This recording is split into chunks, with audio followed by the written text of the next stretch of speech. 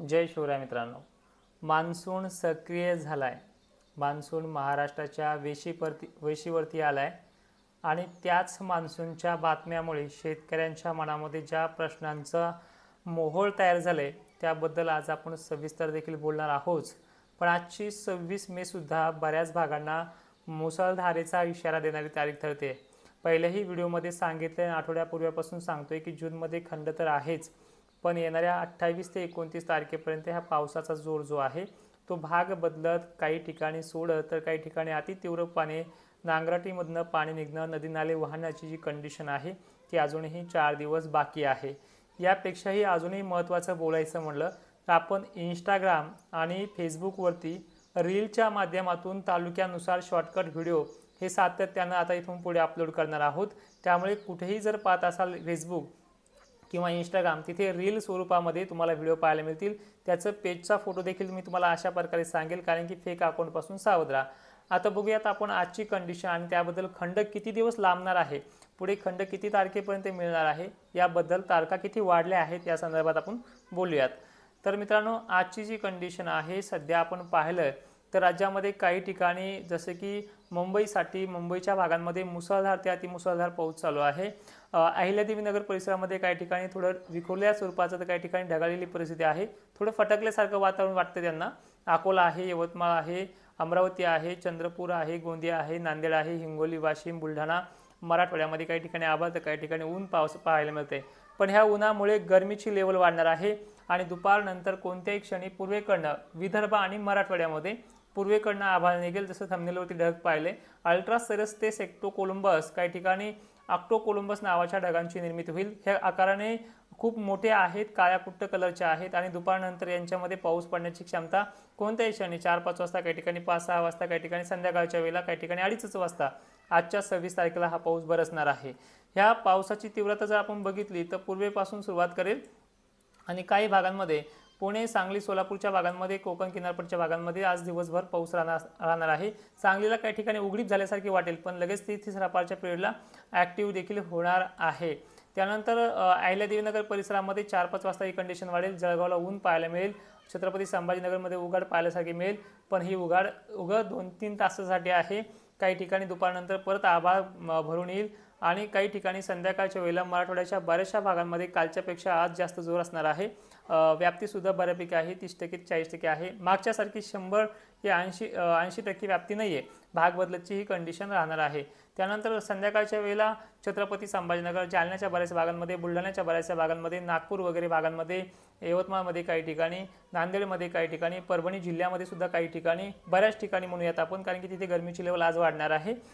लातूरमध्ये सुद्धा बऱ्याच ठिकाणी हा पाऊस असेल। सोलापूर, अंबड, शहागड पट्टा, अहिल्यादेवीनगर परिसरामध्ये संध्याकाळच्या वेळेला वाढणार आहे। कर्नाटकमधले बरेचसे शेतकरी आपल्याला फोन करतात, मेसेज करतात, त्यांनाही माहिती देण्याचा प्रयत्न करेल की जे काही तुमचा भाग आहे तिथे विखुरल्या स्वरूपाचा पाऊस आहे, खालून तुमच्याकडनं पाऊस आता उघडत येणार आहे। जसा मान्सून येईल तसं तसं ते उघडत येईल, फक्त कायाभोर ढग, शितोडे सातोडे हे अजून 30 तारखेपर्यंत चालेल। दक्षिण महाराष्ट्र 31 तारखेला मोकळा करणार आहे, पश्चिम महाराष्ट्र 31 तारखेच्या कोणत्याही तारखेला मोकळा करेल। मराठवाड्यात 30 आणि 31 तारखेच्या दरम्यान जिल्ह्यानुसार पाऊस मोकळा होईल। खानदेशमध्ये पाऊस लवकरच मोकळा होणार आहे 30 तारखेला, पण 28-29 तारखेला धुळे, नंदुरबार भागामध्ये आणखीन जोर वाढणार आहे। 28 मेला 27 मेला उद्याच्यापासून आजही काही ठिकाणी तिथे पाऊस पडणारच आहे, पण 30 तारखेपासून चांगली उघाड मिळणार आहे। संबंध महाराष्ट्रामध्ये काही ठिकाणी 31ला उघाड मिळेल आणि पाऊस पडलाय म्हणून गरमीची लेवल थोडी वाढेल। 1-2 ठिकाणी पेंडवणी पावसाचे चान्सेस राहील, अन्यथा तुम्हाला 1 जूनपासून ते जवळपास 31 मे पासून ते 11 ते 12 जूनपर्यंत पावसाचा जोर जो आहे तो ओसरणार आहे।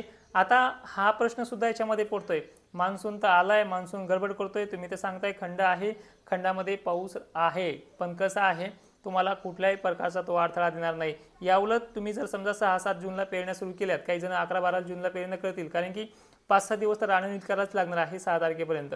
तर या काळामध्ये तुम्हाला पुन्हा फटकारे 10 जूनच्या आसपास सुरू होतील, पण त्यामध्ये तेवढा जोर नाही जो जोर आता आपण पाहतोय। कधीच नदी नाले वाहणार नाहीत जूनमध्ये, संपूर्ण जून तसाच जाईल। त्यामध्ये फक्त पेंडवणी, आता पाऊस भरपूर झाल्यामुळे काही ठिकाणी चांदणेभर सुद्धा पाऊस होऊ शकतो 1-2 ढगांमध्ये, पण 10%-15% कॅपॅसिटी त्याची असणार आहे। तर अशा प्रकारचा शेड्यूल जो आहे तो सगळा असा आहे।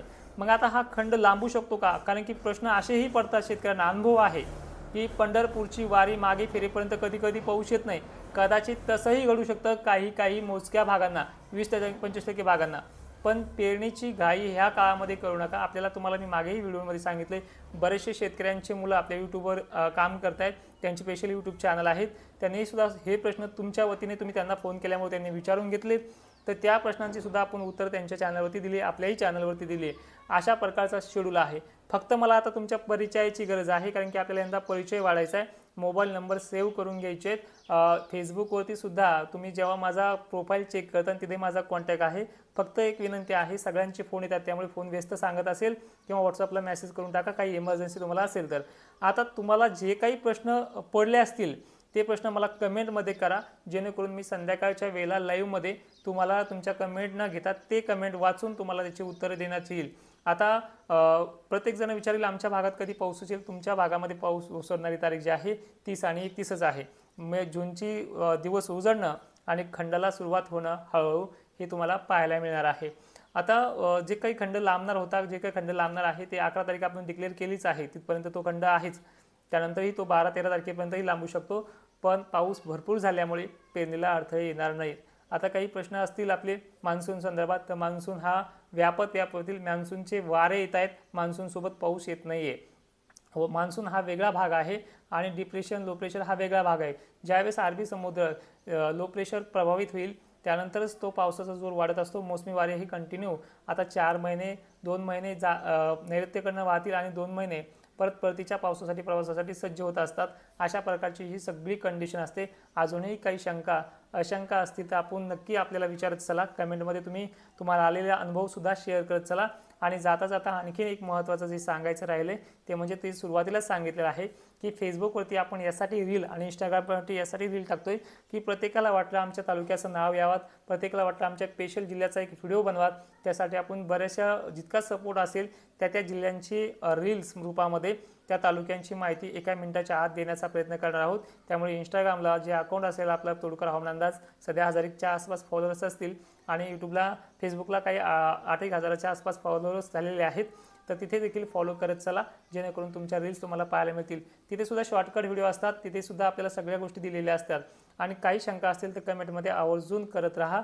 आणि विशेष म्हणजे सगळ्यांना पुनश्च एकदा जय शिवराय.